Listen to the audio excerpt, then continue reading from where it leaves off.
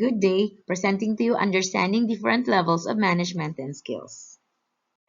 What is levels of management? This refers to the division of authority and responsibility within a company. This will establish the chain of command and determine the reporting structure of different managerial positions. Simply, this is managerial hierarchy based on their roles, responsibilities, and authority. The first one is the top-level management, which is responsible for setting the overall decision of the company, making strategic decisions, ensuring financial stability, developing long-term goals, and managing resources. Second is the middle level of management, which acts as a crucial link between top-level and lower-level management. They play also a significant role in performance evaluation and motivating lower-level managers. Third are the low-level management, which handles day-to-day activities and manage small teams. They ensure that tasks are completed efficiently and that company policies are followed. The next topic is about management skills, which is the abilities and attributes that enable to effectively organize, lead, and coordinate people and resources. Remember, management is doing things right and leadership is doing the right thing. The first one is the human skills, which is the heart of the management.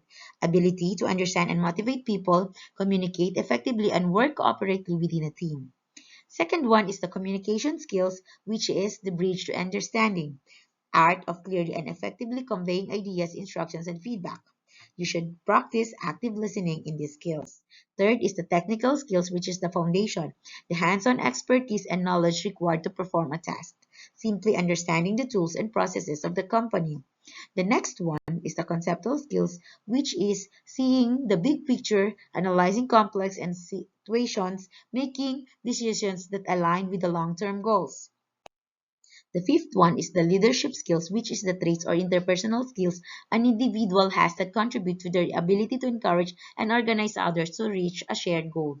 Sixth, it is problem-solving skills, ability to tackle and solve the frequent problems that can arise in a typical workday. The next one is the time management skills, which is effectively prioritizing and managing time to achieve goals. Pro tip, making a tools or to-do list to stay organized. Eight is the directing and oversight skills, which is guiding and monitoring team activities to ensure alignment with objectives. Number nine is the adaptability, which is the ability to adjust effectively to a new conditions, challenges, or changes in the environment. The last one is the decision-making skills, which involves identifying an issue, weighing options, and taking actions. This is also the ability to choose wisely. Thank you.